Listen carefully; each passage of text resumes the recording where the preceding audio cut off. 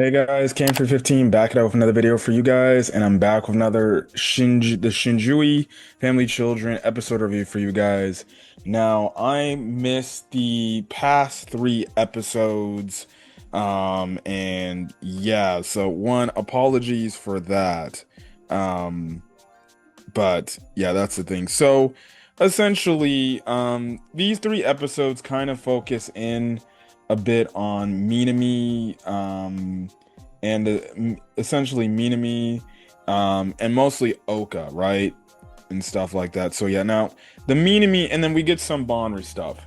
It's interesting how Seiha hasn't kind of really been pushed as a major character yet, but maybe that will happen in due time. But okay, you do get some aftermath with the Minami stuff. She is still kind of taking it a little bit hard, but she plans to work harder and everything, and stuff like that.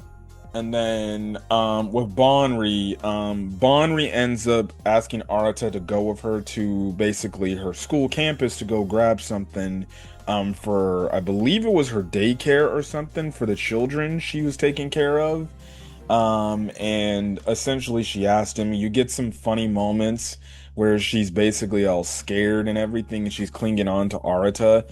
And Arata, for whatever reason, I guess is getting like socially like, I guess you can say flustered around Bonri because her chest is all on him and everything. Now they almost get caught by the security guard. Now one, I don't know why they're hiding from the security guard. They legitimately could be like, hey, one, she goes to school. She could be like, hey, I actually go to the school. I just had to come here to grab something that I forgot to bring. So is it okay if I go into the class and just go grab what I need to go grab? No idea why they just didn't do that, and they just told it. It's not like they were going to get arrested or something. You know, and even then, it's like, why isn't this school not having a security guard like out stationed in the basically in the building to where they're like, hey, what are you doing here? Yada yada yada.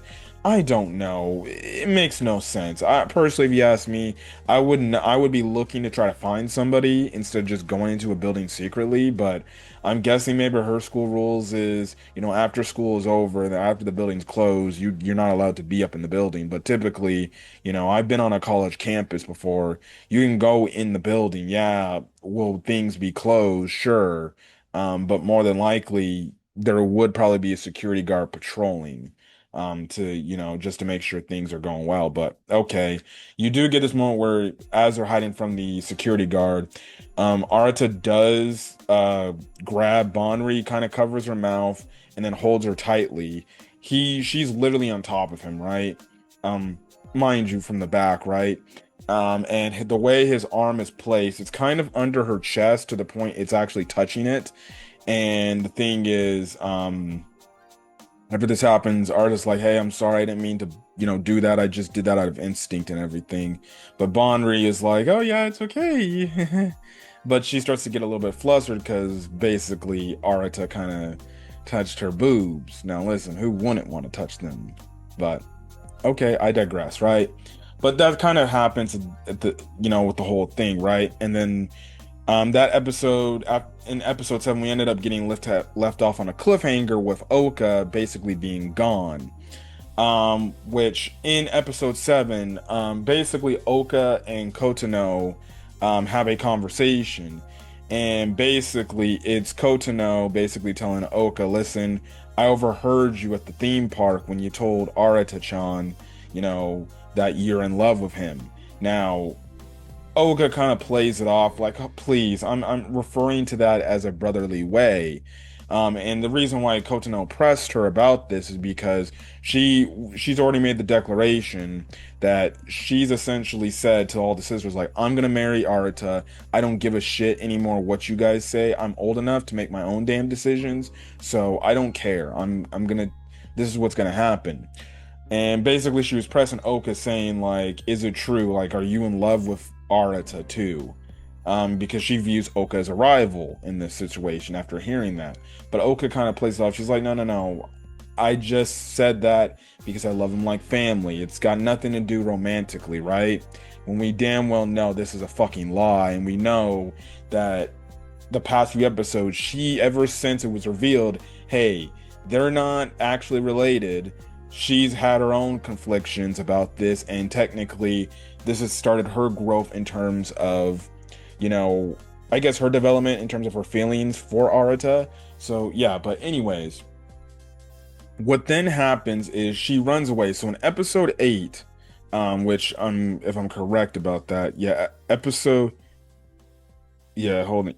No, episode 9. My bad. Episode 9. So in episode 9, um, the sisters were like, why would she run away and everything? Now, Bonri, obviously good thing. She has track my iPhone, I guess, on it, so they can track her phone of where she's at. And basically they see that she's literally on Mount Fuji, like legitimately.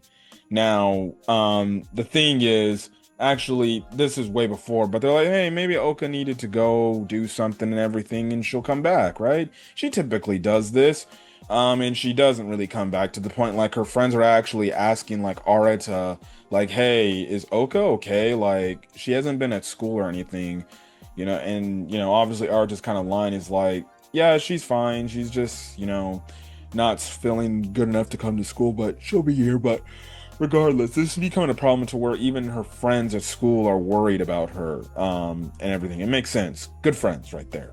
Good friends. But anyways, that's when I made the mention. Bonri uses basically to find my iPhone type of thing. They see she's basically at Mount Fuji.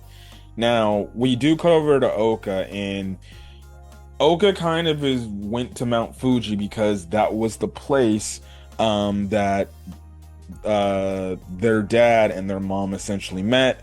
They had they fell in love, and then clearly that's what's the thing. And obviously we know Oka's conflicted with her feelings, and she feels like if she goes here to Mount Fuji, maybe she can find her the answers to the questions she's having about her feelings and maybe find that love. But at the same time, she's just staying there, and she feels like that's the most comfortable place she needs to be in. Now, Arata makes a decision like, I'm gonna go after her and I'm gonna bring her back home. And he goes by himself. He ends up actually finding Ouka at the Mount Fuji resort, and Oka's like, what the hell are you doing here? And basically Arata's just like, look, I'm here to come get you and bring you back home. Everybody else is at home is worried. Your friends are basically worried.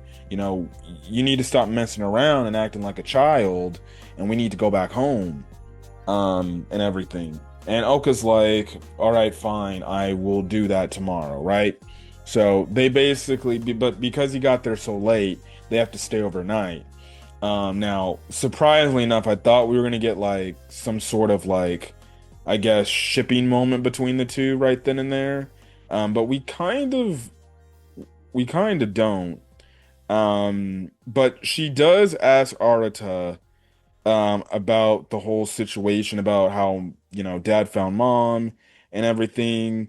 And she kind of asked him about like, hey, you know, you know, are soulmates, a thing that are decided at birth and everything? And she's wondering, you know, if you potentially, if the soulmate, if you have that special someone that's basically waiting for you at the end of the tunnel once you're born, is that the case that it could be for anyone, including if it's your own sibling? Basically giving the hint to Arata, like, hey, I'm kind of into you, and stuff like that. So yeah, now the thing is, after Arata wakes up the next day, Ouka basically left a note saying like, basically just saying like, hey, I left already and I'm going home. And was kind of a white lie from Ouka to try to get Arata to go back home. But see, Arata was smart, and he ended up actually calling Bonri, and he's like, hey, is Ouka home? And Bonri's like, nah, she's not home yet.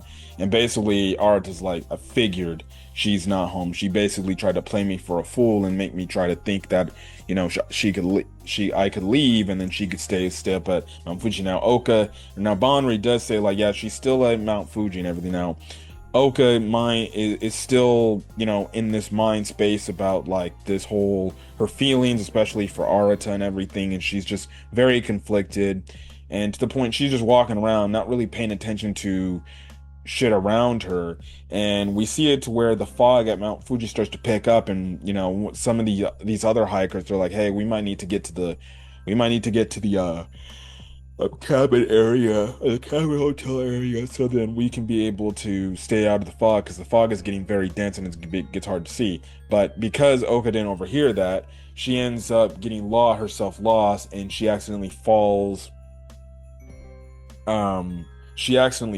down in this ravine-like area off the mountain, and she badly injures her leg. And she's just scared of the fact of like, hey, you know, um, is anybody going to save me? Am I going to die here because I'm going to die of starvation and stuff like that? And she's legitimately worried. Again, I don't blame her. Like, you're on Mount Fuji in this fucking fog. You ain't got no food. You ain't got no drinks. And you're injured, of course, and you don't know what the hell is out there. You damn well know you potentially could probably lose your life because of the situation. But Arata ended up going out there and trying to find her and bring her back, and he ends up actually finding Ouka, which gives the cliffhanger in episode 9. So then in episode 10, he basically saves her. He basically like, all right, now she tries to plays it off like her injury's not that bad, but clearly it is bad. She can't even stand.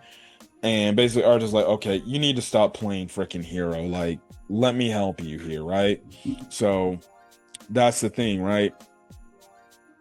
And he basically and Arata has a conversation with Ouka, and how Ouka and basically Ouka kind of views herself as worthless and everything, like she's nothing special. But Arata's like, please, you are special. you know we're twins for a reason, even though we're not related by blood. And he basically tells her like, look, if there's anything you need from me, if there's a shoulder you can lean on, don't hesitate to ask me. I'll be there for you. I can be that shoulder that you need to cry on or you need to lean on for help or assistance. And I'm going to be there for you because, you're my sister and I care about you. And it's nice brotherly thing that, Arata's doing and saying. And also, I guess you can say kind of a nice romantic type of gesture he's doing, because he's basically telling Ouka, like, I'm gonna be with you no matter what, and if you need me, I will be there, 100% of the time for you. So is this a hint of the fact that maybe Ouka potentially may be the winner in this whole thing? I don't know. We'll see. But anyways, she can clearly tell that she's getting flustered, and plus she starts to cry a bit too, and stuff like that. So they make the decision like, hey, let's go home. It's time to go home because everybody's worried sick about you. So yeah, so they get down from the base of Mount Fuji, and the other sisters were waiting on them, and they're just all happy that Oka's okay and everything and stuff like that. So yeah, no, as they're driving home, you do get a comedic moment where Bonri still just does not like to drive. It's absolutely funny how she isn't the best at driving. I guess you can say she sucks at driving, but she wants nothing to do with driving at all. Like, it's clear, like, she gets afraid driving on the road, right? So I found that funny. Now, listen, if you're gonna try to be somebody's wife, well, if you got kids, you're gonna have to potentially be somebody that drives and picks up your kid. Now, with the way Bonri's driving, I probably would not want to get in the car over her if she's behind the wheel. I'd be like, hey, hun, move out the way, please. I'll drive, cause sorry.